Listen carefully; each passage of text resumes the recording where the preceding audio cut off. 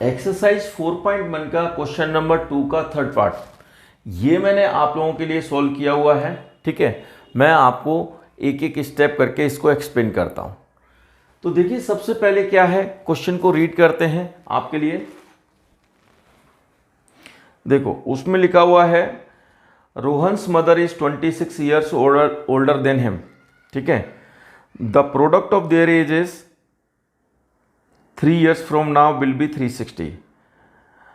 We would like to find Rohan's present age. Okay, तो जो सबसे पहले आपको पूछा होता है, जो एजेस से रिलेटेड जितने भी क्वेश्चंस हैं सभी में आपको कैसे स्टार्ट करना है, क्या क्या लिखना है, ये सारे स्टेप्स में 1 by 1 आपको एक्सप्लेन कर रहा हूँ। तो यहाँ पर एक सिंगल रोहन ही है और उसकी मदर है। ठीक है ना, रोहन और रोहन की मदर का एज का रिलेशन ऑलरेडी गिवन है। ठीक है ना, तो ये जो क्वेश्चन है वो 1 वेरिएबल में ही कन्वर्ट हो जाएगा, आपको 2 वेरिएबल सेलेक्ट करने की ज़रूरत नहीं है। ठीक है, करेक्ट। तो ऐसे एजेस में जो क्वेश्चंस हैं वो लीनियर इक्वेशन इन 2 वेरिएबल्स में भी है। ठीक है, इस चैप्टर के बाद हम लोग वो चैप्टर सीखेंगे। ठीक है, तो उसमें आपको और बेहतर समझ आएगा। ठीक है, तो यहाँ पर जो है सिंगल वेरिएबल है तो ये इजी है। ठीक है, तो यहाँ देखो, आपको सबसे पहले रोहन की एज को मानना है या रोहन की मदर्स की एज को आपको लेट करना है, ये आपको समझना है। देखो, आप क्या है कि जो हमारे पास स्मॉलर क्वांटिटीज हैं और तो उसको अगर हम कोई भी एक वेरिएबल लेट करते हैं x y z कुछ भी, वो बहुत इजी होता है। ठीक है ना, अगर क्या है कि ग्रेटर क्वांटिटी को स्मॉलर क्वांटिटी की टर्म्स में सोच पाना बहुत आसान होता है। ठीक है, जैसे यही क्वेश्चन है, आप देखिए, आपने कहा रोहन की जो प्रेजेंट एज है वो आपने x ईयर सेलेक्ट कर ली। रोहन की मदर जो है वो क्या है, 26 ईयर्स बड़ी है रोहन से, तो आप आसानी से रोहन की मदर्स की एज को लिख पाएंगे। तो x + 26, करेक्ट। तो जो आपने क्या किया, स्मॉलर क्वांटिटी में आपने आसानी से ऐड कर दिया।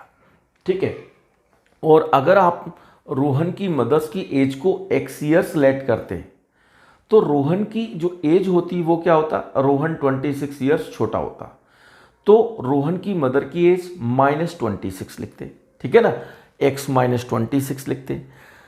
लेकिन जब भी आपको जैसे बहुत सारे क्वेश्चंस आते हैं जिसमें रिलेशन होता है कि वो डबल से 3 ईयर्स ज़्यादा है, ठीक है, या हाफ है और हाफ से 3 ईयर्स कम है या ज़्यादा है, तो इस टाइप के एक्सप्रेशंस को बनाने में आपको थोड़ी डिफ़िकल्टी होती है। ठीक है, तो यहाँ तो आसान ही है कि आप किसी को भी एक सेलेक्ट कर सकते हैं, कोई प्रॉब्लम नहीं होगी। ठीक है, तो बेस्ट यही है कि स्मॉलर क्वांटिटी को आप एक सेलेक्ट करें और ग्रेटर क्वांटिटी आसानी से आप फाइंड कर सकते हैं। ठीक है, तो सबसे पहले आपने रोहन की प्रेजेंट एज लिखेंगे, रोहन की मदर्स की एज आसानी से आप लिख पाएंगे। ठीक है, अच्छा, अब यहाँ पर जो आपको लिखा है कि आफ्टर 3 ईयर्स, ठीक है, 3 साल के बाद, तो रोहन की एज में क्या करना है, रोहन भी बड़ा हो जाएगा, तो रोहन की एज 3 ईयर्स इंक्रीज हो जाएगी। तो आप एज ऑफ रोहन लिखेंगे, x + 3, अलग से स्टेटमेंट लिखेंगे, अलग से इस टाइप से कंडीशन लिखनी चाहिए। फिर उसके बाद एज ऑफ हिज मदर, उसकी मदर भी क्या होगा, उसकी मदर की एज प्रेजेंट एज कितना है, x + 26, तो वो भी बड़ी हो जाएंगी, तो x + 26 + 3 x + 29। तो ये सेंटेंसेस आपको सेपरेट लिखने चाहिए।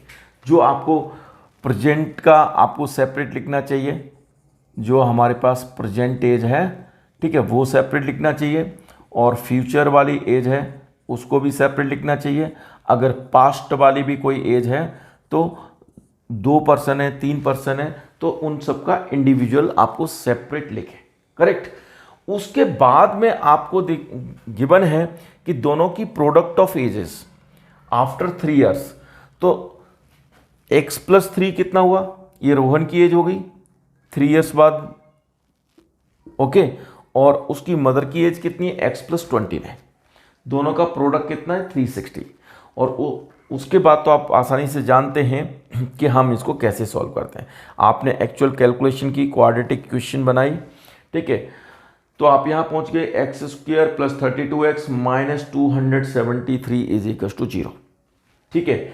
आप 273 का प्राइम फैक्टराइजेशन करेंगे, 3 से डिवाइड करेंगे 273 को 91 आएगा, फिर इसको 7 से डिवाइड करेंगे 13 आ जाएगा, और फिर ये 13 से डिवाइड करेंगे 1 आ जाएगा। तो इसके जो आपके पास, आपको मालूम है क्या फैक्टर बने, 1, 3, 7, 13, 21, 39, 91, 273, ये हमारे पास इसके फैक्टर्स हैं। अब आप इनका पेयर बनाएंगे, 1 से स्टार्ट करते हैं हमेशा, जो इसका एक्चुअल मेथड होता है, 1 इंटू 273। अच्छा, उससे पहले आप लोग ये देख लीजिए, b जो है वो हमारे पास क्या है, जैसे quadratic ax square plus bx plus c, ठीक है। तो b जो है वो पॉजिटिव है, और a और c का जो प्रोडक्ट है a इंटू सी, वो हमारे पास नेगेटिव है, नेगेटिव है। तो प्रोडक्ट नेगेटिव है, तो इसका मतलब क्या है कि एक नंबर पॉजिटिव होना चाहिए और दूसरा नंबर नेगेटिव होना चाहिए। पॉजिटिव इंटू नेगेटिव, तभी हमारे पास प्रोडक्ट जो है वो नेगेटिव आएगा, ठीक है। अब b क्या है, b जो है वो पॉजिटिव क्वांटिटी है, मिडल टर्म क्या है, मिडल टर्म का जो कोफिशिएंट है वो पॉजिटिव है, तो ग्रेटर जो नंबर होगा वो हमारे पास पॉजिटिव होगा और स्मॉलर नंबर होगा वो नेगेटिव होगा, ठीक है। तो इस टाइप से आपने देखना है। तो 273 ग्रेटर नंबर को हम पॉजिटिव रखते हैं और इसको क्या रखेंगे, नेगेटिव, ठीक है। तो प्रोडक्ट जो हो गया वो हमारे पास माइनस 273 आ गया, और 273 माइनस 1 इनको सब्ट्रैक्ट करेंगे 272 आ गया, करेक्ट।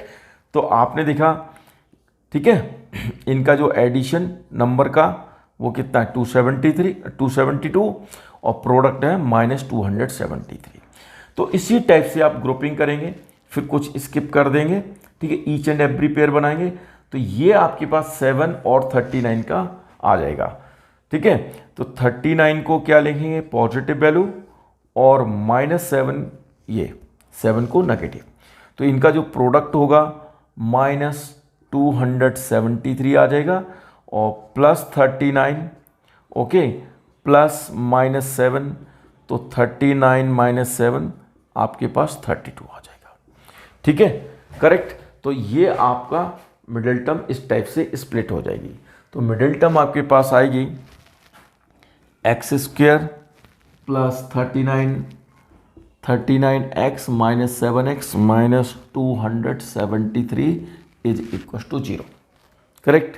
तो ये आपने क्या किया, x कॉमन लिया, तो x प्लस 39 आ गया, -7 कॉमन, x प्लस 39, ओके। सो x प्लस 39 इंटू में x माइनस 7 इजकस टू 0। तो आप क्या लिखते हैं, x प्लस 39 इजकस टू 0 और x माइनस 7 इजकस टू 0। x क्या है, -39 और x इजकस टू 7। तो आपको पता है कि जो एज होती है वो कभी भी नेगेटिव नहीं होती, एज 0 भी नहीं होती है, ठीक है ना, ओके, समझाया ना। तो एज जो होती है हमेशा पॉजिटिव होती है, ठीक है। तो x can't be equal to -39, ये वैल्यू होगी वो रिजेक्ट हो जाएगी, और x जो है वो 7 आ जाएगा। तो उसके बाद present age of Rohan is equal to 7 years. आप ये लिखकर और आप यहाँ पर क्वेश्चन को एंड कर सकते हैं, ठीक है, करेक्ट। तो एंड में जो सेंटेंस लिखना चाहिए, कई बार बच्चे देखा है x इक्वल टू 7 लिख के ही अपने आंसर को कंप्लीट कर देते हैं, नहीं, ऐसा नहीं करना चाहिए। आपको एंडिंग करनी चाहिए पूरा सेंटेंस लिख के, Rohan's present age equal to 7, और ईयर्स भी लिखना चाहिए, ठीक है ना, करेक्ट, ओके। तो आई होप कि ये आपको क्वेश्चन समझ आएगा। एक क्वेश्चन और लेते हैं, फोर्थ पार्ट को समझते हैं। A train travels a distance of 480 kilometre at a uniform speed. If the speed had been 8 km/h less, then it would have taken 3 hours more to cover the same distance. We need to find the speed of the train. तो इस fourth part में आपको train की speed find करनी है, तो आपको वही लिखना है, let speed of the train, let uniform speed okay of the train. तो इसको आपने लेट किया x किलोमीटर पर आवर, ये आपने स्पीड, ठीक है। और डिस्टेंस कितना गिवन है आपको, डिस्टेंस गिवन है 480 किलोमीटर, ठीक है। डिस्टेंस 480 किलोमीटर कवर करना है यूनिफॉर्म स्पीड से, ठीक है। तो आप बताइए स्पीड, डिस्टेंस, टाइम। तो आपको पता है कि 1 किलोमीटर डिस्टेंस को ट्रेवल करने के लिए उसका स्पीड कितना, x किलोमीटर पर आवर, मतलब 1 आवर। 1 आवर का स्पीड कितना है, ठीक है, 1 आवर में कितना है, x किलोमीटर, ठीक है। ये हमारे पास स्पीड गिवन है, ठीक है। तो अगर देखिए x किलोमीटर के लिए कितना है, 1 आवर टाइम, तो 1 किलोमीटर के लिए कितना हो जाएगा, आप x से डिवाइड कर दो, यहां लिखो 1 किलोमीटर इज टू 1 आवर, ठीक है। तो सॉरी, ये x kilometre is equal to 1 hour, आपने ये लिखा। x किलोमीटर जब डिस्टेंस ट्रेवल करेगी ट्रेन तो 1 आवर टाइम लगेगा, ठीक है ना। अब देखो 1 किलोमीटर अगर डिस्टेंस ट्रेवल करना है तो 1 किलोमीटर करना है तो कितना होगा, x इधर आ जाएगा, 1/x our, correct, 1/x our. और आपको कितना डिस्टेंस ट्रेवल करना, 400। तो जब यूनिटरी मेथड के अकॉर्डिंग ही आप क्या करेंगे, 480 इंटू 1 किलोमीटर, तो यह आपका 480 इंटू 1/x, तो आपके पास कितना आंसर आ गया, 480/x आवर। इतना 480 किलोमीटर डिस्टेंस को ट्रेवल करने के लिए इतना टाइम लगेगा, 480/x आवर, ठीक है, करेक्ट। और आपके पास जो फॉर्मूला है वो भी फॉर्मूला इसी ऐसे ही बना है, speed is equal to distance upon time, ठीक है, ये फॉर्मूला है। तो सीधा आप टाइम इज इक्वल टू क्या लिख सकते हो, time is equal to, time इधर आ गया, डिस्टेंस अपॉन स्पीड। अगर आपको ऐसे लिखना है ये भी ठीक है, लेकिन अंडरस्टैंडिंग के लिए ये कंसेप्ट बेटर है, ठीक है, ज़्यादा। तो यानी कि ये है x किलोमीटर डिस्टेंस को ट्रेवल करने के लिए टाइम जो लगता है वो 1 आवर लगता है। 1 किलोमीटर को डिस्टेंस को ट्रेवल करने के लिए कितना लगेगा, 1/x आवर। और 480 किलोमीटर के लिए तो आपने क्या किया, 480 से दोनों तरफ मल्टीप्लाई कर दिया, 480 इंटू 1 किलोमीटर, 480 इंटू 1/x, तो 480 kilometre is to 480/x hour, इतना टाइम लगेगा। तो आप सीधा यहाँ लिखेंगे नॉर्मल टाइम या usual time, time taken by the train to cover distance 480 kilometre at the rate of x kilometre per hour. आप ऐसे लिख सकते हैं, time taken by the train to cover the distance 480 kilometre at the rate of x kilometre per hour. तो आपको पता है कि टाइम का जो फार्मूला है डिस्टेंस अपॉन स्पीड, डिस्टेंस कितना 480 और स्पीड कितना है x, तो ये हमारे पास 480/x आवर आ गया, ठीक है, करेक्ट। तो अभी आपके लिए time is equal to distance upon speed, इसी कंसेप्ट के थ्रू हमने ये टाइम लिख दिया।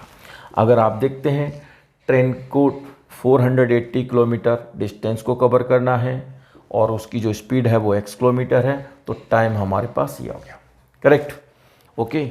अच्छा, अब यहाँ देखो नेक्स्ट सेंटेंस को रीड करते हैं, क्या लिखा हुआ है। देखिए, if the speed had been 8 kilometre per hour less, तो ऑब्वियसली टाइम तो क्या लगेगा, ज़्यादा लगेगा, ठीक है ना। जब स्पीड कम हो जाएगी तो टाइम तो ज़्यादा लगेगा, ठीक है, डिस्टेंस कांस्टेंट है, ठीक है।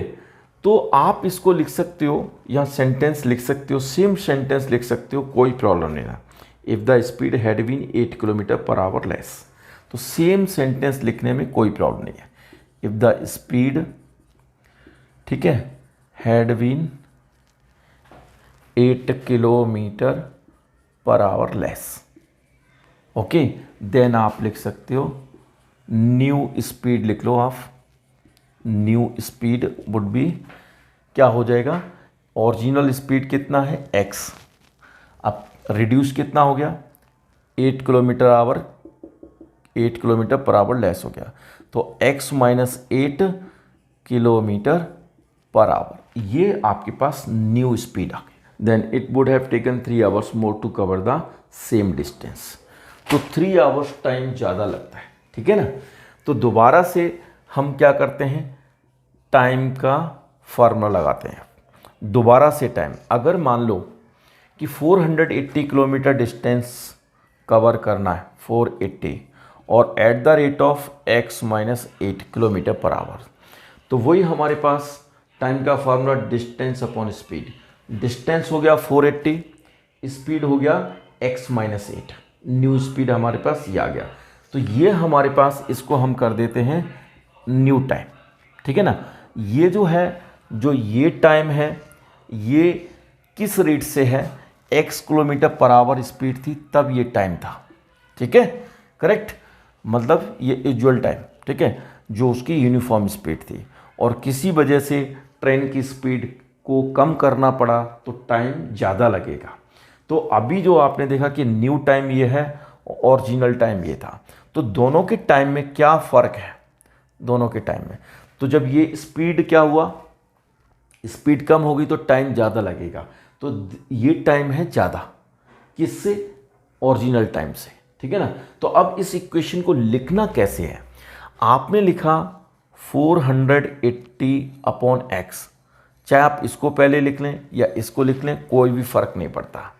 वन साइड ये लिखा, अदर साइड आपने ये लिखा 480 अपॉन x माइनस 8 लिखा, करेक्ट। कई बार देखा है कि बच्चों को इक्वेशंस बनाने में प्रॉब्लम्स आती हैं, एरर हो जाती है, तो वो मिस्टेक ना हो इसलिए मैं आपको पूरा सिस्टमेटिक वे से बता रहा हूँ, ठीक है। तो अभी देखो 480 अपॉन x ये ओरिजिनल टाइम है, ये न्यू टाइम है, और न्यू टाइम क्या है, 3 आवर्स ज़्यादा है। तो ज़्यादा है तो पुराना टाइम था वो क्या था, कम था, तो ये साइड कम है, ये साइड ज़्यादा है, तो ज़्यादा में से क्या करेंगे, ठीक है, सब्ट्रैक्ट करेंगे, करेक्ट, ज़्यादा में से क्या करेंगे, सब्ट्रैक्ट करेंगे ताकि वो कम के इक्वल आ जाए, ठीक है, ओके। तो आप यहाँ देखो, मैं 2-3 तरह से समझाता हूँ। एक तो आप ये समझ लो कि 480 अपॉन x और ये 480 अपॉन x माइनस 8, तो देखो 480 न्यूमरेटर दोनों क्वांटिटी का सेम है, दोनों फ्रैक्शन का न्यूमरेटर सेम है। अब डिनोमिनेटर में देखो x ये है, x माइनस 8 ये है, और x जो है वो ग्रेटर देन 0 है, पॉजिटिव है, क्योंकि जो स्पीड होगी ट्रेन की वो हमेशा पॉजिटिव होगी, ठीक है ना, करेक्ट। तो आपने क्या देखा, x पॉजिटिव है, तो अगर सपोज आपने x को आपने 4080 ले लिया, करेक्ट, या सपोज आपने कुछ भी ले लो, हम कह रहे हैं कि 18 ले लिया, तो 480 अपॉन 18 ले लिया, तो 480 अपॉन 18 माइनस 8 10 आ गया, 10 आ गया। तो आप यहाँ देखो कि ये x जो है वो ग्रेटर क्वांटिटी है और x माइनस 8 है वो स्मॉलर क्वांटिटी है। तो जब भी हम स्मॉलर क्वांटिटी से डिवाइड करते हैं वो साइड ज़्यादा आती है, इसकी वैल्यू ज़्यादा आएगी, और जब ग्रेटर क्वांटिटी से डिवाइड करते हैं तो ये साइड लेस आती है। आप यहाँ देखो कि अगर सपोज ये हमारे पास कोई भी, या एक रोटी ले लो, इसको 2 लोग खा रहे हैं तो आधी रोटी दोनों को मिलेगी। अगर इसी रोटी में 4 लोग हो गए तो आपको 1/4 पार्ट मिलेगा, ठीक है। तो 2 से डिवाइड कर रहे हैं और यहाँ एक चीज़ को 4 से डिवाइड कर रहे हैं, 2 से डिवाइड कर रहे हैं यानी कि छोटी वैल्यू से डिवाइड कर रहे हैं तो ये क्वांटिटी ज़्यादा आ रही है, और ज़्यादा से डिवाइड कर रहे हैं तो कम आ रही है, ठीक है।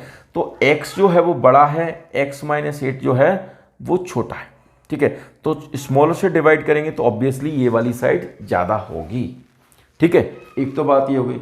और दूसरा यहाँ देखो, न्यूमरेटर सेम है, यहाँ पर माइनस हो रहा है तो 100% यहाँ पर माइनस होगा।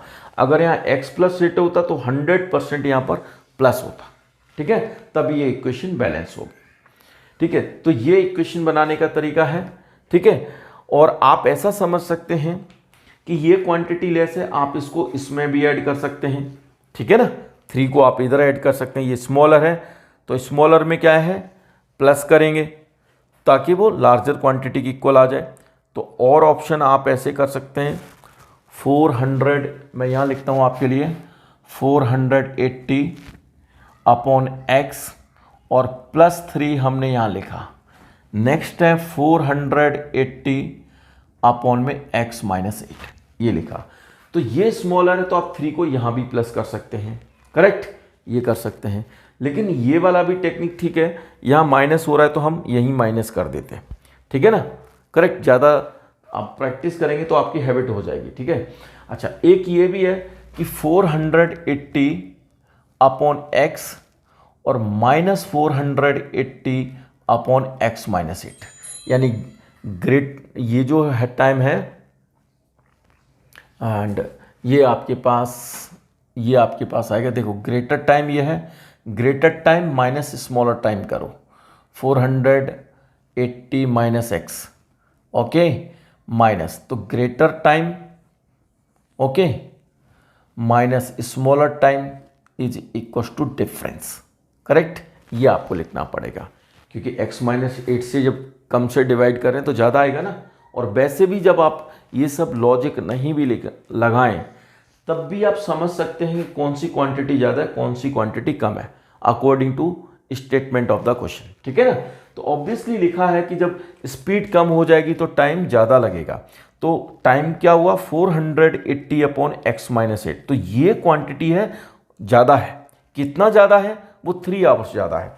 3 आवर्स ज़्यादा है तो इसी में से ज़्यादा में से माइनस कर दो ताकि कम की इक्वल आ जाए। ठीक है ना, उसके बाद कुछ नहीं है, इसको सिंप्लीफाई करना पड़ेगा और क्वाड्रेटिक इक्वेशन को बनाना पड़ेगा और उसके रूट्स को आपको फाइंड करना पड़ेगा। तो बहुत आसान है, आप लोग कर सकते हैं। Thank you for watching my video.